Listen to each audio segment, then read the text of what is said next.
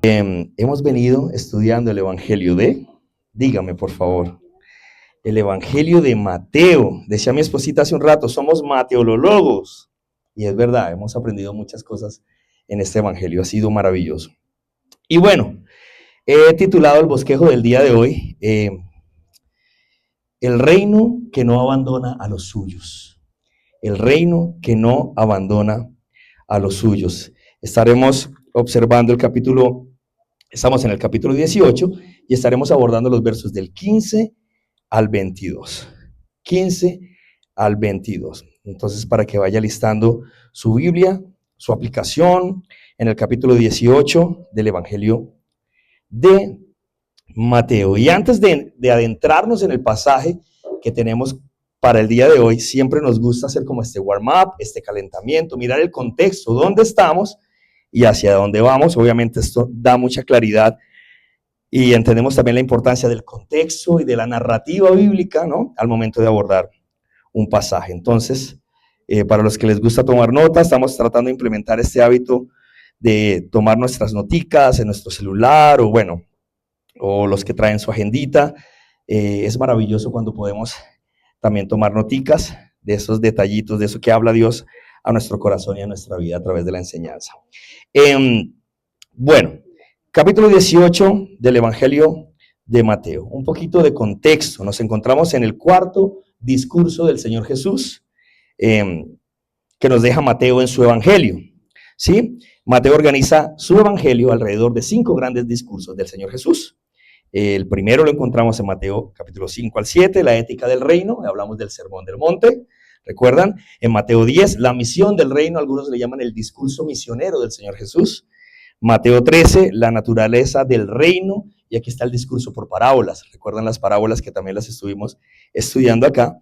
Y Mateo capítulo 18, la vida interna del reino. Algunos le llaman a este discurso hacia la familia de la fe, hacia nosotros como comunidad y como iglesia. Más adelante, en los capítulos 24 y 25, decíamos, se pone denso, ¿no? Es el discurso escatológico del Señor, de la consumación del reino. Pero eso será en un próximo capítulo por el mismo canal y a la misma hora. Ahora, este capítulo nos habla del relacionamiento dentro de la familia de la fe. Y vemos que este capítulo comienza con una pregunta, eso lo hablábamos hace 15 días que estábamos aquí, con una pregunta honesta, tal vez honesta, pero definitivamente equivocada, y esa pregunta era, ¿quién es el mayor en el reino? Recuerdan que estuvimos hablando de eso hace 15 días, y Jesús coloca en el medio a un niño. Luego Jesús habla de humillarse, cualquiera que se humille, dice, y es una humillación que se hace voluntariamente. En el mundo antiguo la humildad no era una virtud, era una debilidad social, pero en el reino la grandeza se mide descendiendo, ¿vale? Ahora, la Biblia también, en la Biblia vemos muy claramente que la humildad se nos muestra no como una virtud humana, ¿sí? Algo que es que seamos muy humildes nosotros, ¿sí?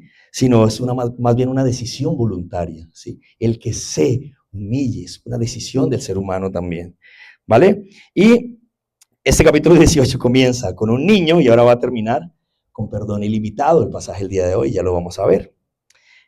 Entonces, vemos que en este pasaje la verdadera grandeza no tiene que ver con autoritarismo, sino más bien con misericordia.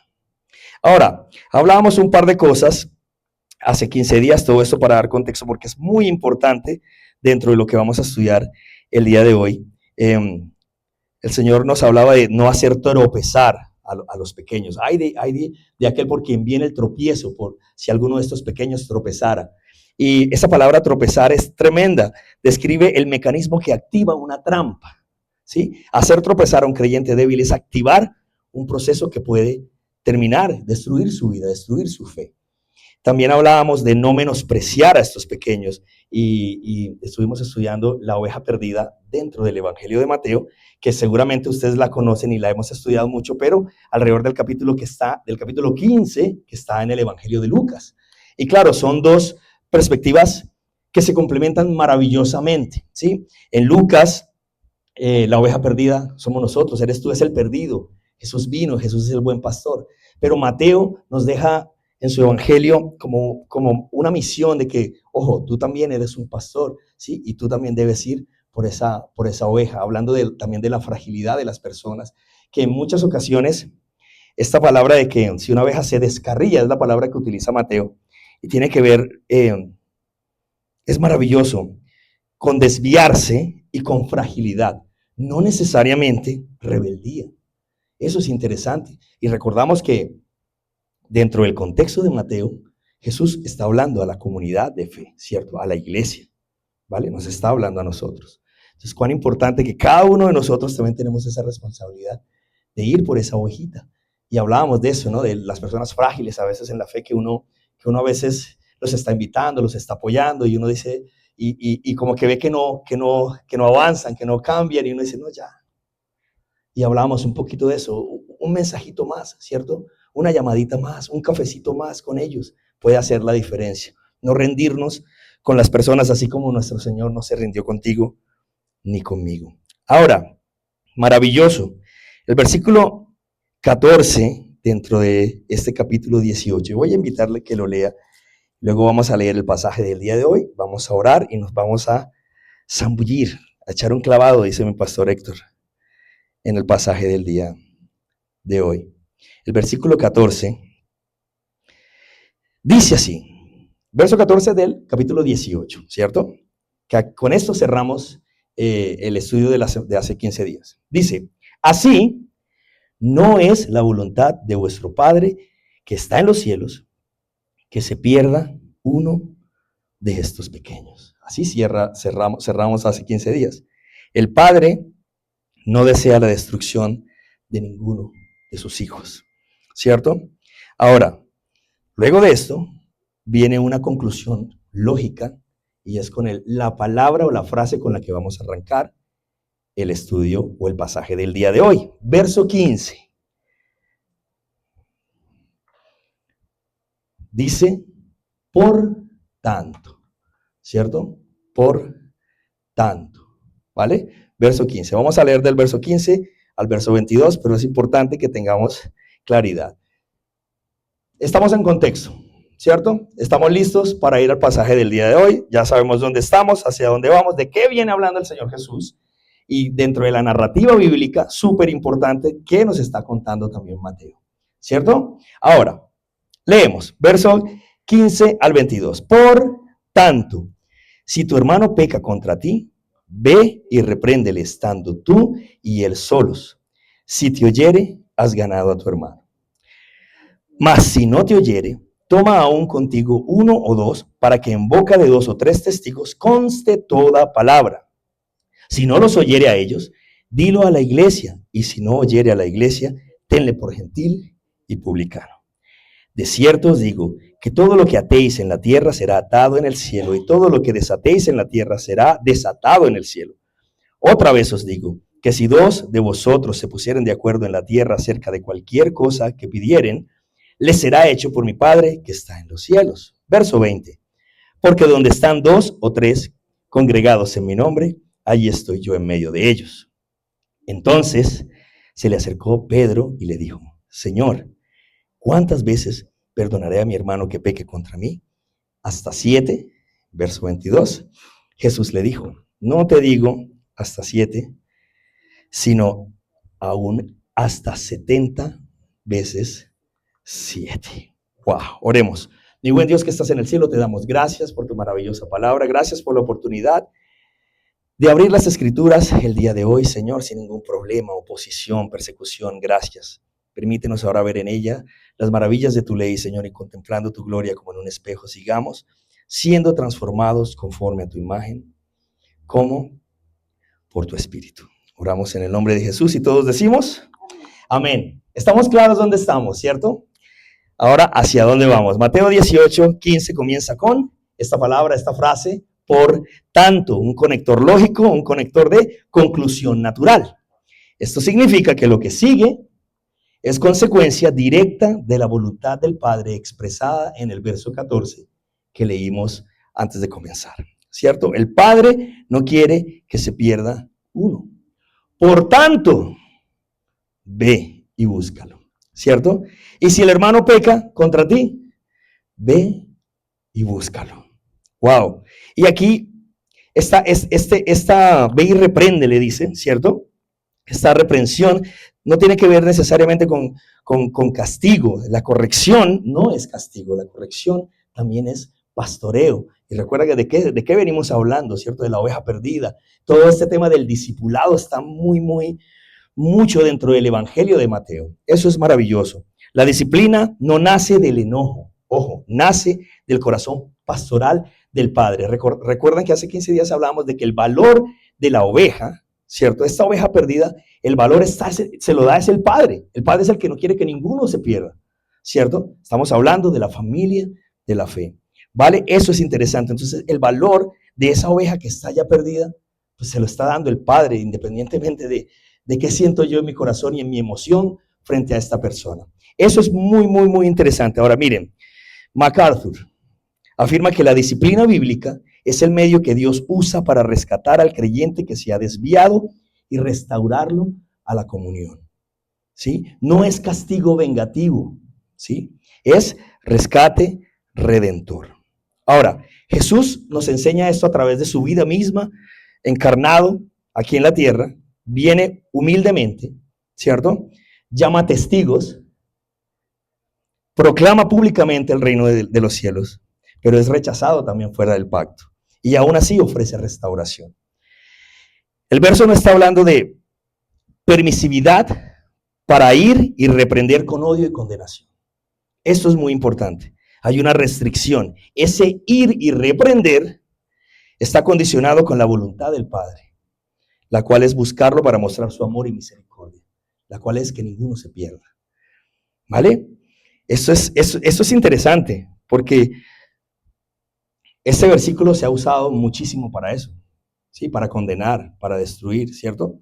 Pero si vemos el contexto de qué viene hablando el Señor, de qué nos viene hablando Mateo, y aquí creemos, la narrativa bíblica es súper importante, ¿sí?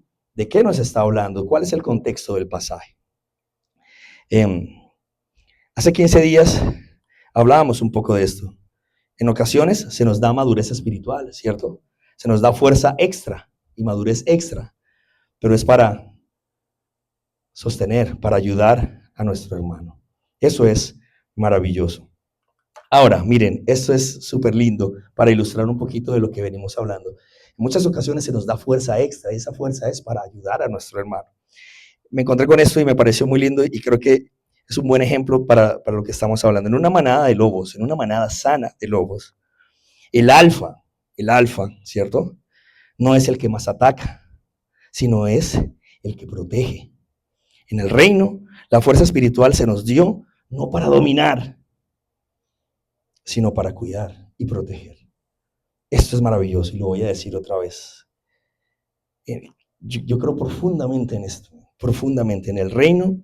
La fuerza espiritual se nos es dada por su amor, por su bondad, por su misericordia, porque todo viene de Él, pero no se nos da para dominar o para tener una posición, sino para cuidar, ¿vale? En una manada sana, el líder no es el que más domina, sino el que más protege. El lobo alfa, miren, esto es interesante, duerme en el extremo vulnerable del grupo, no en el centro, cómodo esperando que todos le sirvan. Eso es maravilloso. Ahora, si volvemos a este primer verso, a este verso 15, ese ir y reprenderle, si nos habla de disciplina, claro que sí.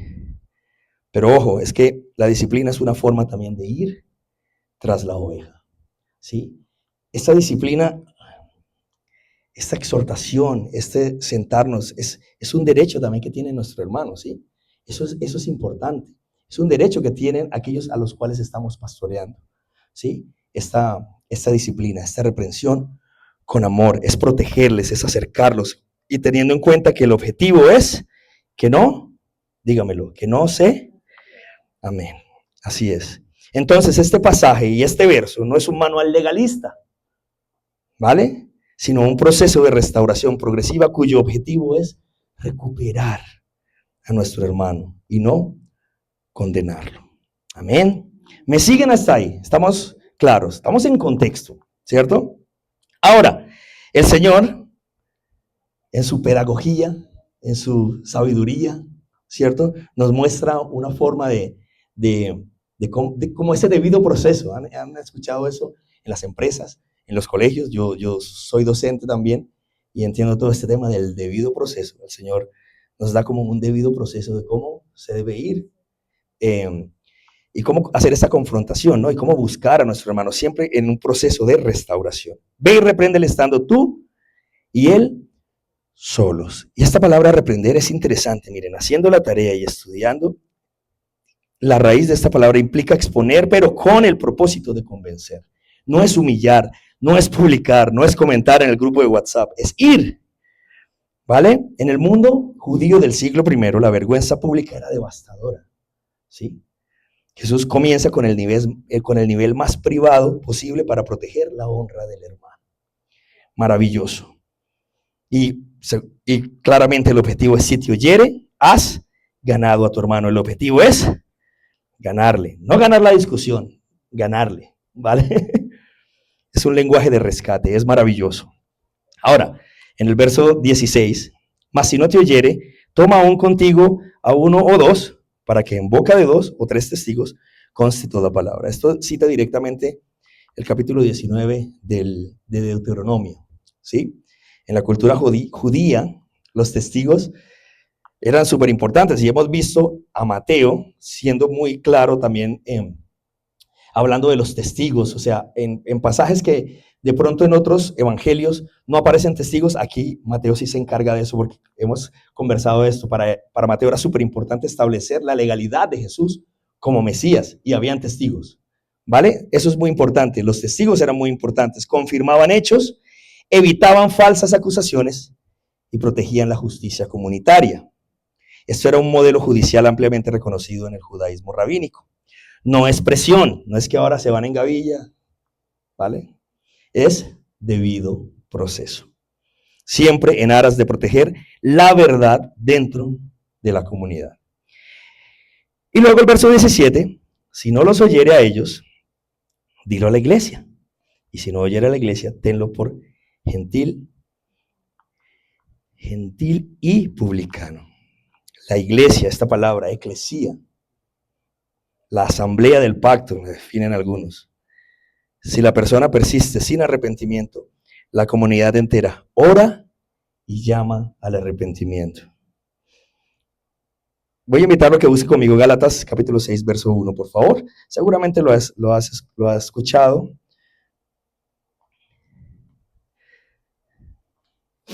Yo siempre con mis separadores bíblicos, los dibujos de Janis.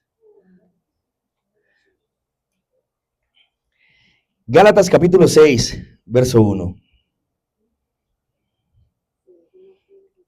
Dice así: hermanos, si alguno fuere sorprendido en alguna falta, vosotros que sois espirituales, vosotros que se les ha dado tal vez un poco más de madurez espiritual, vosotros que tienen una fuerza extra hoy, restauradle con espíritu de mansedumbre, considerándote a ti mismo, no sea que tú también seas tentado. Ese restauradle es maravilloso. Es la misma palabra que se usa para restaurar y colocar un hueso dislocado en su lugar. ¡Wow! La disciplina, este reprender, esta disciplina de la que estamos hablando aquí en este pasaje, esta disciplina con amor, con mansedumbre, esta disciplina es ortopedia espiritual. Brutal. Ahora, vamos avanzando. Miren, Mateo 18. Estamos hablando de la iglesia, la eclesía, la asamblea del pacto. Este pasaje, Mateo 18, en este pasaje la iglesia no es una reunión voluntaria moderna, como tal vez nosotros, la concepción de nosotros es un poco más así, ¿no? Una reunión voluntaria. Es comunidad de pacto donde Dios es el centro. Eso es lo que estamos hablando. En el Antiguo Testamento, ser excluido de la congregación era algo extremadamente serio. O sea, cuando te llaman y vamos a hablar delante de la asamblea, delante de la iglesia, era un cuento serio, ¿vale? No era simplemente, bueno, me voy a otra iglesia y ya. Era quedar fuera de la protección del pueblo de Dios. Era súper importante para ellos. Por eso esa última instancia era tan brutal y tan importante dentro del contexto de lo que estamos hablando. Esa última instancia de si no se arrepiente, pues con la asamblea del pacto, con la iglesia. Eso es tremendo, me lleva a pensar tantas cosas. Yo recuerdo hace muchos años, ¿no? Hace muchos años cuando de pronto por alguna razón uno tenía que irse de la iglesia. De pronto alguno nos pasó, o porque se cambiaba de ciudad, o porque cosas que Dios hace en la vida y uno sufría. Era romperse el corazón cuando uno se iba de la iglesia, cuando uno tenía que ir a otra iglesia, cuando uno tenía que viajar, irse a otra ciudad. En el caso de nosotros nos pasó cuando vinimos aquí a Bogotá, el corazoncito, wow, se rompía.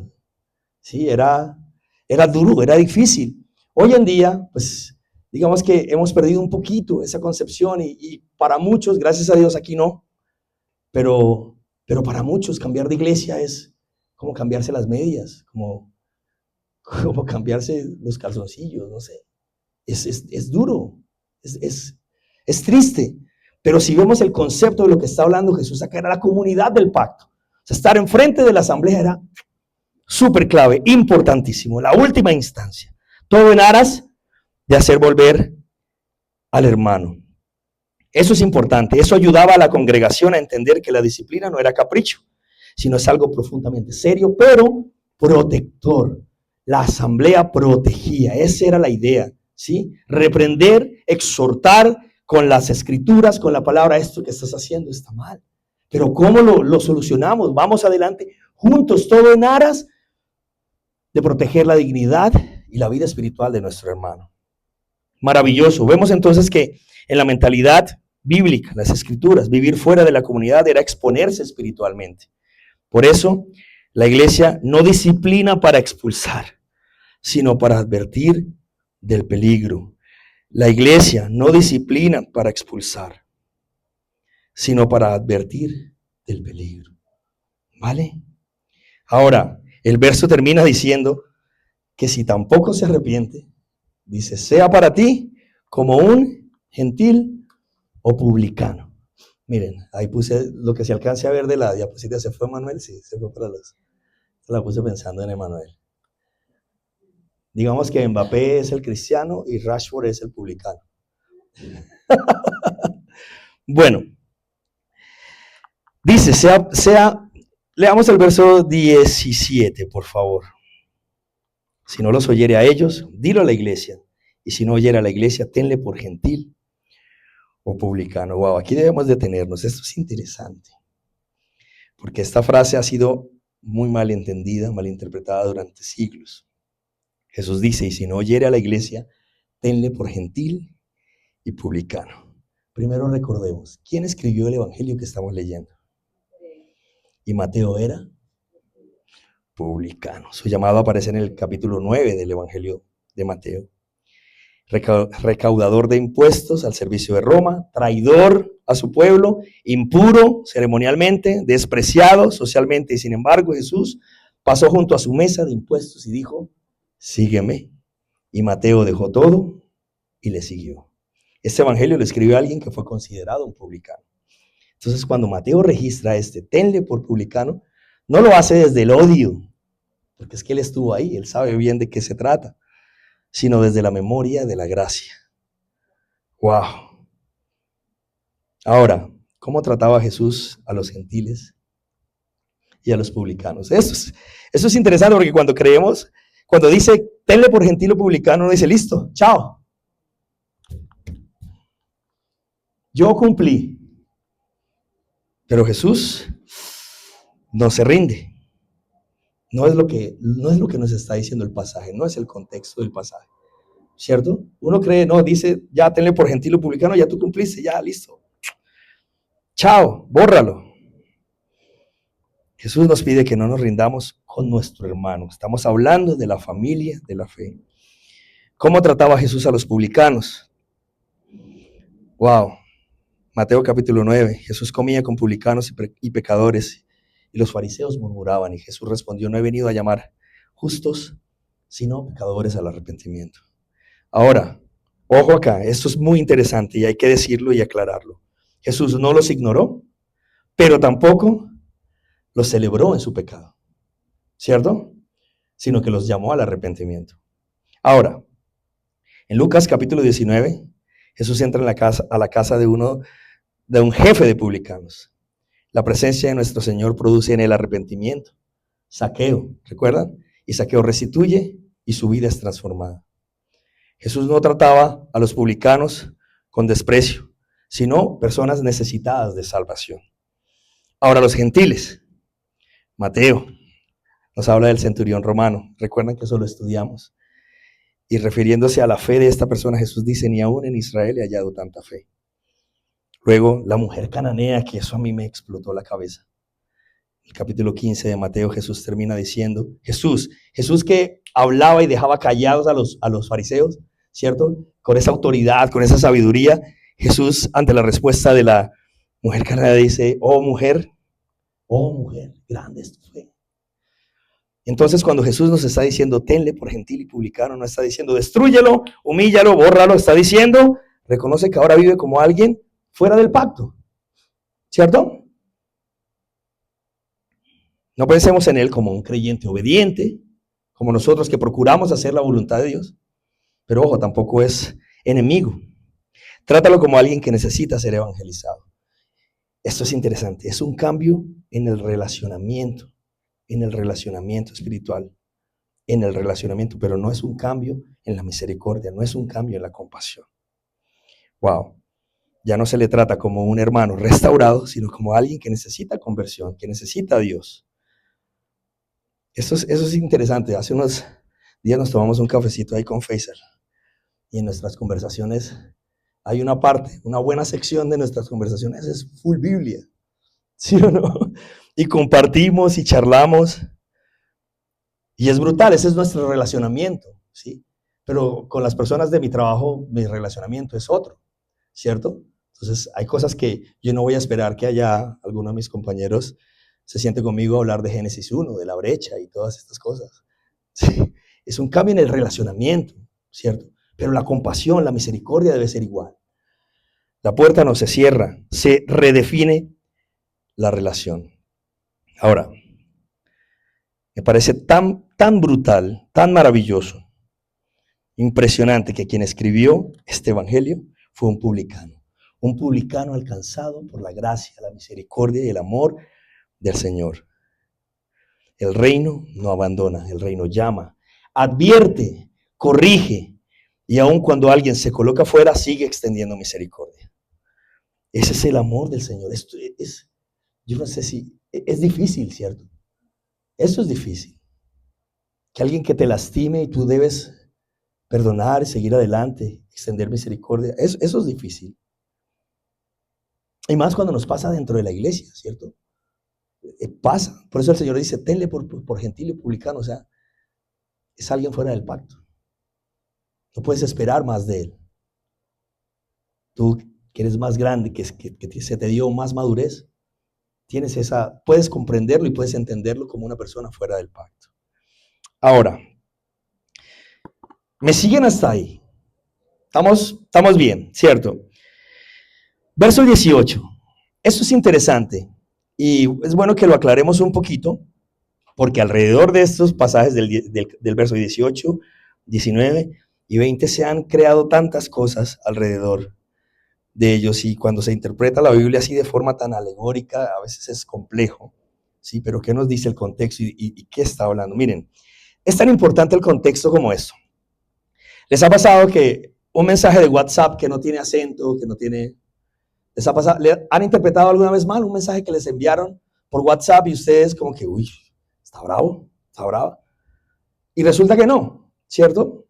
Eso a veces nos pasa con la Biblia, a veces nosotros interpretamos, pero pues lo que vale es lo que realmente la persona quiere decirnos, ¿cierto? Eso nos pasa en muchas ocasiones, o sea, miremos qué nos quiere decir, qué dice nuestra Biblia, y a partir de ahí ya miramos qué habla el Señor a nuestra vida de forma personal.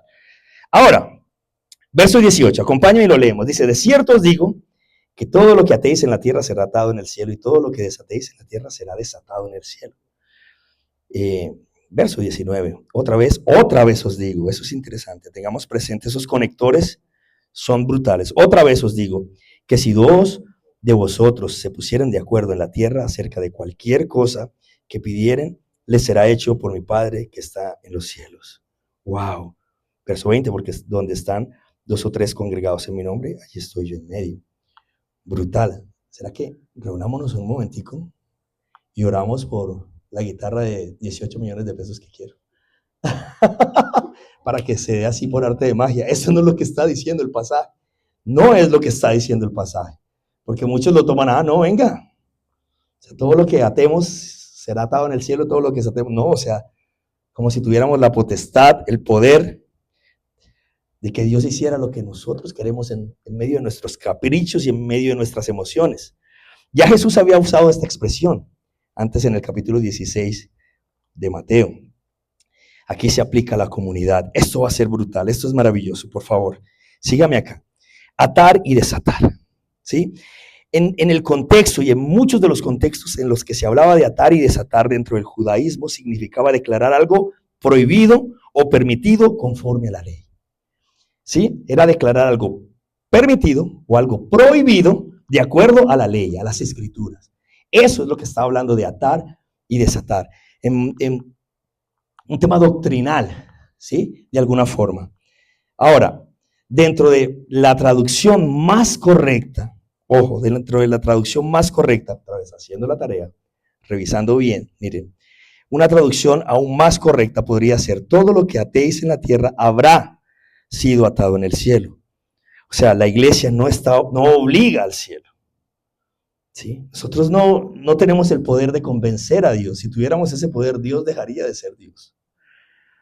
Nosotros declaramos, hablamos lo que ya está alineado con la voluntad del Padre. Y para ir a la fija con esa declaración, miren, declaremos esto, proclamemos esto, la palabra de Dios. ¿Vale? Esto no se trata de una frase mágica. Es obediencia doctrinal de lo que me está hablando el pasaje. Cuando la iglesia disciplina conforme a la palabra, refleja el juicio y la gracia del cielo. Maravilloso. Y eso es más profundo aún, miren. Cristo promete su presencia cuando 2 o 3 se reúnen en su nombre. ¿Cierto? Hablábamos de eso. Y cuando está uno solito, entonces no. Es que dentro del contexto hay algo específico de lo que nos está hablando el pasaje. Y es la reconciliación, el perdón, ¿cierto? Dentro de la iglesia. Miren, y eso es difícil. A veces somos tan diferentes. Podemos ser muy diferentes. Pero podemos ser diferentes y aún así estar unidos. ¿Recuerdan? Hace varios años, yo creo, ya más de un año, varios años, cuando hablábamos de la mesa del Señor, que estaba el Señor y se sentaban con Él, los publicanos, los pecadores, sí, pero dentro de los mismos discípulos, sí. Teníamos a Simón el celote, Mateo el publicano, uno de derecha, uno de izquierda, básicamente, sí. Pero ambos abandonando sus agendas, tomando la agenda de Dios, abandonando sus caprichos y tomando el propósito del Señor, podían estar en la misma mesa, sí. Y el contexto de lo que me está hablando aquí el pasaje, eso de que cualquier cosa que pidieren les será hecho por mi Padre, está hablando de la reconciliación de los hermanos, ¿sí? De la reconciliación, porque es que eso es un milagro, eso es difícil, ¿sí? Cuando alguien le falla a otro hermano dentro de la iglesia, cuando nos podemos, en nuestro relacionamiento, nos podemos lastimar o podemos hacer algo que incomoda a nuestro hermano, venimos delante del Señor con un corazón de verdad que desea la unidad en Él. El Señor restaura, el Señor pone el perdón, el Señor restaura todo nuevo, como si nunca hubiera pasado algo malo. Ese es nuestro Dios, el que restaura. Y de eso es lo que habla el pasaje. De eso me está hablando el pasaje. Miren, wow. 2 o 3, ¿no? Y este verso 19 que dice: otra vez os digo que si 2 de vosotros se pusieren de acuerdo en la tierra acerca de cualquier cosa que pidieren, les será hecho por mi Padre que está en los cielos. Otra vez, Jesús no está iniciando un nuevo asunto, Él está reforzando ya lo que acabo de decir. ¿De qué viene hablando el Señor? ¿Sí? De la comunidad de fe. Entonces, el Señor está reforzando lo que acaba de decir sobre atar y desatar, sobre la autoridad comunitaria, sobre las decisiones disciplinarias. Todo esto es importante, todo esto es crucial. No es un versículo aislado sobre oración en general, es una promesa en medio de un proceso difícil, ¿sí? Del relacionamiento, confrontar el pecado dentro de la iglesia. De eso nos está hablando el pasaje. Si dos o tres se pusieran de acuerdo. Wow, esta expresión griega brutal, miren. Pusieran de acuerdo. De ahí es donde viene nuestra palabra sinfonía. Wow, ¿y una sinfonía? ¿Han escuchado una sinfonía? No es simplemente estar de acuerdo superficialmente, sino es armonizar. Armonizar.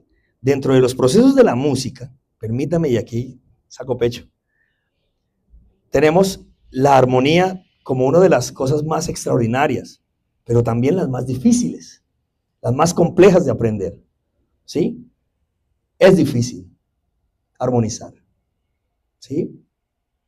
Pero si Dios está en la ecuación, se puede. ¿Vale? Ahora, ese armonizar implica, dentro de nuestro contexto de iglesia, unidad espiritual, alineación en propósito, acuerdo conforme a la voluntad de Dios.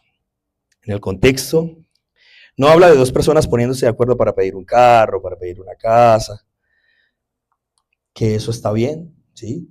De hecho, publicidad. Todos los sábados a las 7 de la mañana nos reunimos por Zoom, en nuestras redes enviamos los links o por WhatsApp, el link de Zoom, y estamos ahí un tiempito orando juntos, unidos. Ha sido maravilloso. Dios es fiel y es maravilloso poder seguir relacionándonos, compartir, estar un ratico juntos, orar unos por otros, que ha sido muy, muy, muy lindo. Eso es maravilloso, pero dentro del contexto del pasaje nos está hablando de restauración en el relacionamiento dentro de la comunidad de fe, dentro de la iglesia. Es el mismo contexto de los testigos, 2 o 3 testigos, recuerdan, la disciplina, el reprender y las decisiones espirituales serias. Jesús está diciendo, cuando la iglesia actúa en unidad conforme a mi voluntad, el Padre respalda con perdón, con unión, ¿vale? De eso se trata. Y ahora, miren que es interesante, porque a veces uno cree que ahora la pregunta de Pedro está como fuera de lugar, ¿no? Jesús como que dijo y Jesús salió de la conversación, y no, es que todo está dentro de un contexto. Por eso el contexto es importante, porque si leyéramos los versos 18 al 20 de forma aislada, pues la pregunta de Pedro como que no tiene nada que ver. Y sí tiene todo que ver, porque estamos hablando del relacionamiento dentro de la iglesia, la comunidad de fe, reprender a nuestro hermano con amor, buscarle, traerle para que no sea destruido. Ahora,